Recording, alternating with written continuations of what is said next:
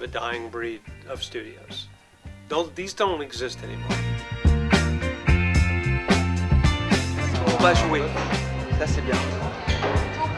C'est bien pour l'album ça. Il y a un peu plus d'1 an, j'étais dans les rues de Paris avec ma guitare en train de chanter et au bout d'1 an, me retrouver là à New York avec un producteur qui s'appelle Henry Hirsch. Le mot est juste incroyable.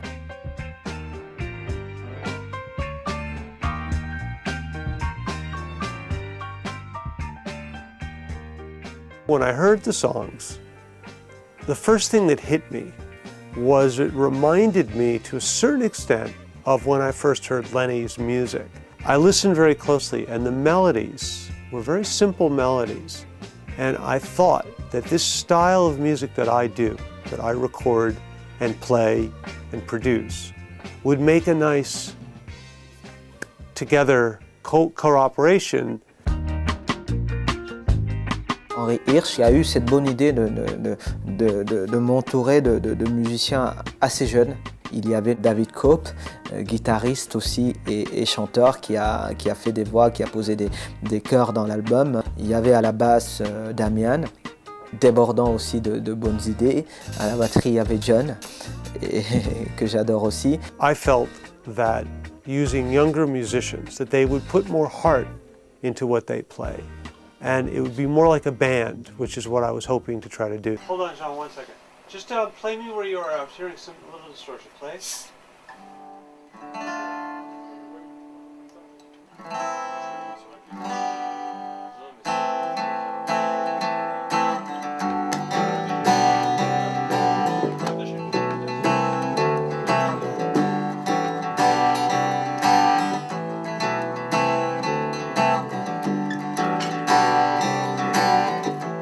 At the end of it, it's going to be a Henry Hirsch type of production, meaning that it's going to be much rawer than the normal, definitely influenced by the past, but yet still sounding like now. Sha-la-la-la-la-la-la-la-la. Sha-la-la-la-la-la-la-la-la. Encore solo.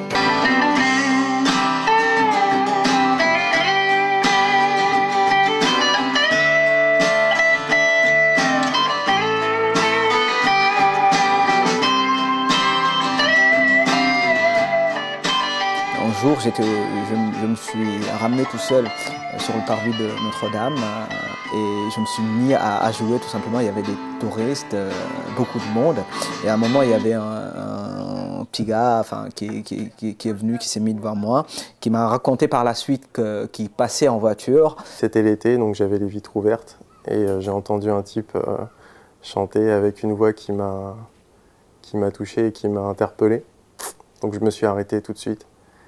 Et je suis allé voir un peu ce qui se passait et en fait j'ai vu Jean qui chantait avec sa guitare et je l'ai accompagné, il m'a demandé de l'accompagner un petit peu et je crois que ça lui a plu et puis on est là maintenant.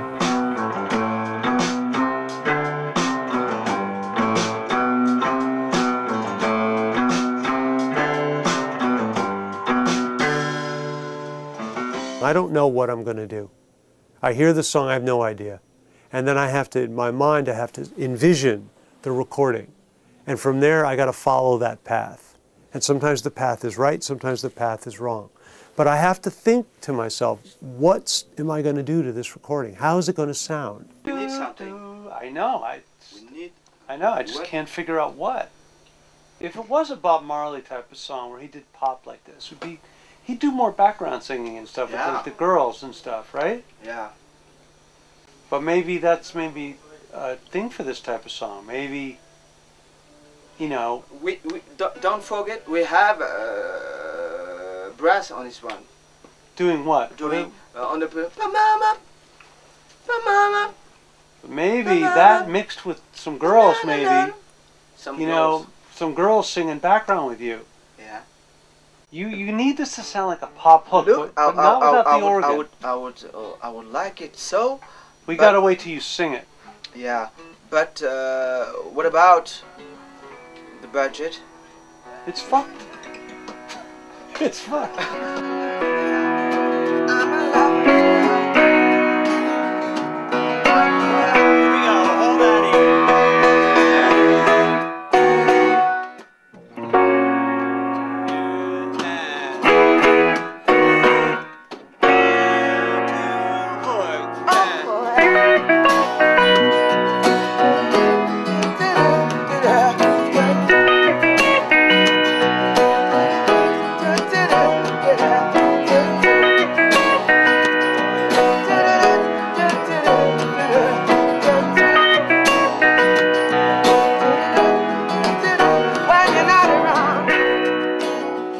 until I feel it's the best I can do or that it's right, I don't stop.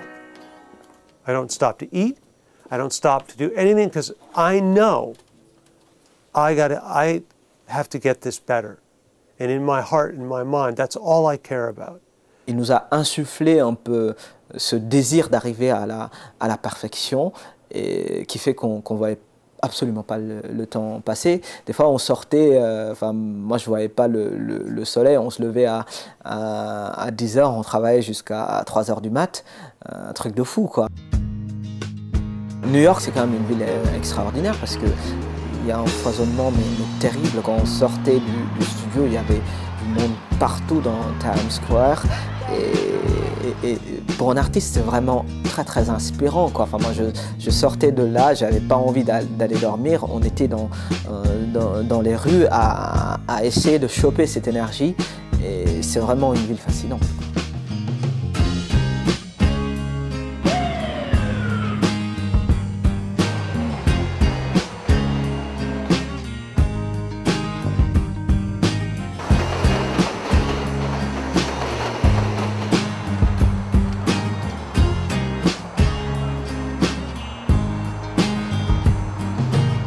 Je me suis mis à chanter dans les rues de Paris. Il y avait cette envie que j'avais de les faire chanter, de leur faire partager en tout cas ma musique. Alors j'avais besoin aussi dans cet album de faire ressortir un tout petit peu ça, hein, de remettre les mêmes gimmicks qui sont nés dans la rue, quoi. C'est pourquoi voilà, il y a souvent des chalalalala, des palalalala. Je trouve ça magique quand il y a une chanson et que les gens chantent dessus. Enfin, moi, c'est quelque chose qui à chaque fois ne manque pas de me donner des frissons, quoi.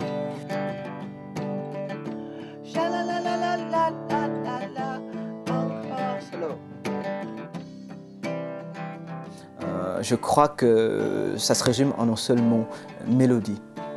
Bob Marley disait un truc assez que j'adore, c'est la musique, ça a une force et quand ça te tape, tu ne sens rien. When it hits you, you feel no pain. C'est cette force qu'a la musique de te toucher, de te rendre si voilà, mélancolique, si heureux. C'est ça que j'aime dans la musique. Au travers de quelques accords, toucher quelqu'un. La lumière passe, les ombres passent, les étoiles naissent, les mains s'enlacent, le soleil couche avec la mer. Les êtres touchent leur partenaire.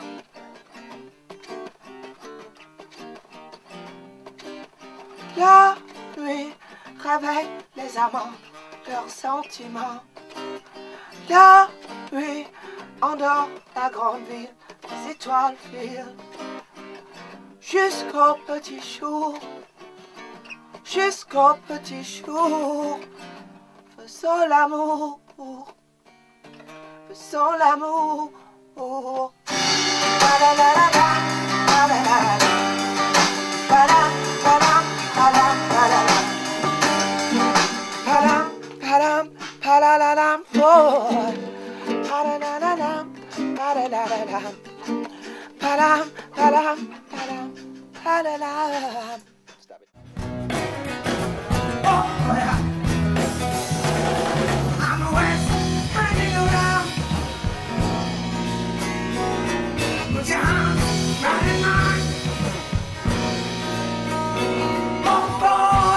La tournée de Tété m'a aidé pour l'album dans le sens où finalement il était question à un moment de choisir les chansons qu'on allait enregistrer. Disons que voilà, on en avait une trentaine, évidemment il fallait faire une purge. J'ai joué les chansons et celles qui ont eu plus d'impact ont été tout simplement retenues pour l'album.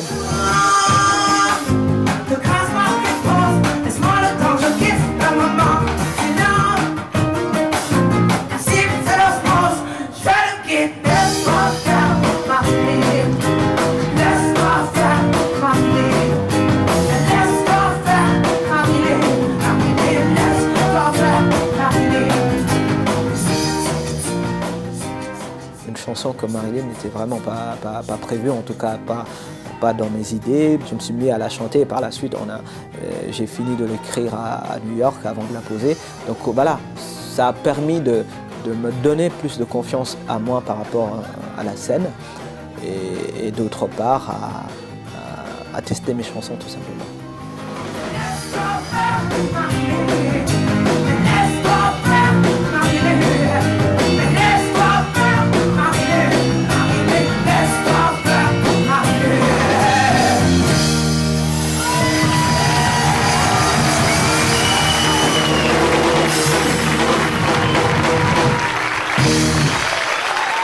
Pour cette chanson, Hirsch a vraiment su garder ce côté un peu reggae tout en insufflant des claviers qui donnent une dimension un peu pop. Mais en tout cas, pour ce premier album, j'avais envie de retrouver ce son-là, ce son 60s, 70s, et assez mat, assez gras, avec une session rythmique, voilà.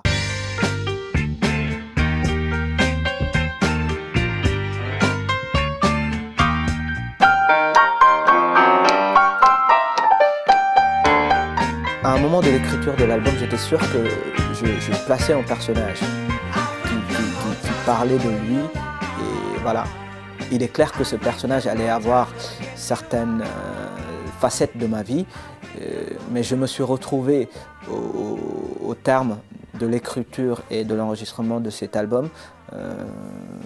Enfin, j'ai retrouvé Jean Racine, tout simplement. New York, I'm a New York.